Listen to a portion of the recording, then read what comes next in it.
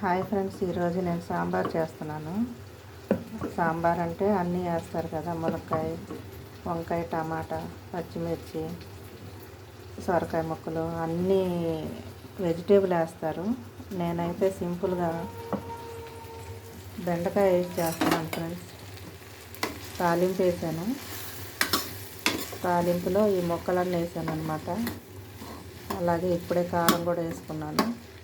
2 ములక్కాయ ముక్కలు కూడా ఉంటే వేసేసాను. అన్నీ ఉన్నాయి కానీ ఫ్రెండ్స్, బెండకాయలు ఎక్కువ ఉన్నాయి. ఉట్టి బెండకాయ పులుసు పెడితే పిల్లలు తినరు, అందుకని సాంబార్ చేస్తున్నాను. బెండకాయ సాంబారు ఇది తింటారు ఫ్రెండ్స్, అందుకే చేస్తున్నాను. ఇప్పుడు ఇది నూనెలో వేగినాయి కాబట్టి ఈ పప్పులో వేసేసి ఒక విజిల్ వచ్చిందాక ఉంచి చింతపండు పులుసు పోసి మరగనిస్తే సాంబార్ అయిపోద్ది ఫ్రెండ్స్. ఈ ముక్కలన్నీ దీంట్లో ట్రాన్స్ఫర్ చేసుకుంటాను. దీంట్లో ట్రాన్స్ఫర్ చేసుకున్నాను ఫ్రెండ్స్. ఇది ఇప్పుడు కలిపేసి కొంచెమే వాటర్ వేసి మూత పెట్టి ఒక విజిల్ రానిస్తాను. అన్నీ పోపు వేసేసాను కాబట్టి ఇంకేం వేయ అవసరం లేదు. చింతపండు పులుసు పోసి కొంచెం కొత్తిమీర చల్లుకుంటే సరిపోతుంది. మరగనిస్తే ఒక విజిల్ వచ్చిన దాకా కుక్కర్లో పెడతాను ఫ్రెండ్స్. మూత పెట్టేశాను ఫ్రెండ్స్, ఒక విజిల్ రానిస్తాను. ఈలోపు చింతపండు పులుసు తీసుకుంటాను. ఒక విజిల్ వస్తుంది ఫ్రెండ్స్. ఈ విజిల్ వచ్చాక ఆపేస్తాను స్టవ్.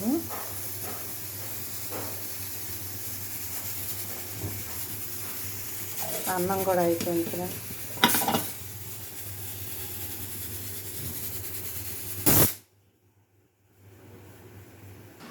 విజిల్ పోయింది ఫ్రెండ్స్. మూత తీసి చూస్తున్నాం. మూత తీసాను, ఉడికిపోయింది ఫ్రెండ్స్. ఒక విజిల్ చాలు, లేదంటే బెండకాయ మొత్తం నుజ్జు నుజ్జు అయిపోద్ది.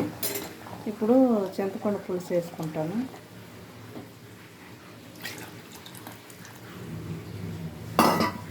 ఇంక ఇది మరిగితే చాలు ఫ్రెండ్స్, అయిపోయినట్టే. కొద్దిగా కొత్తిమీర వేసేసుకొని మరగనిద్దాం.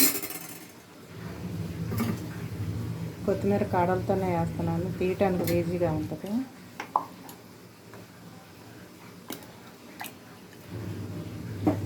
మరగనిద్దాం ఫ్రెండ్స్. ఒకసారి చూద్దాం ఫ్రెండ్స్. సాంబార్ పొడి వేసేసుకుంటే అయిపోయింది, రెడీ. నేను ఎన్టీఆర్ సాంబార్ పొడి వేస్తున్నాను ఫ్రెండ్స్. ఎంతో రుచికరమైన బెండకాయ సాంబార్ రెడీ. మీరు కూడా చేసుకొని తిని చూసి చెప్పండి. చాలా చాలా బాగుంటుంది. పిల్లలు కూడా ఇష్టంగా తింటారు. బెండకాయ కూర అంటే జిగురని, చిక్కుడుకాయ అంటే పుల్లలని అనే పిల్లలు కూడా ఇష్టంగా తింటారు ఫ్రెండ్స్. ఇలా చేసి పెట్టండి సాంబార్, మొక్క కూడా మిగలకుండా తింటారు.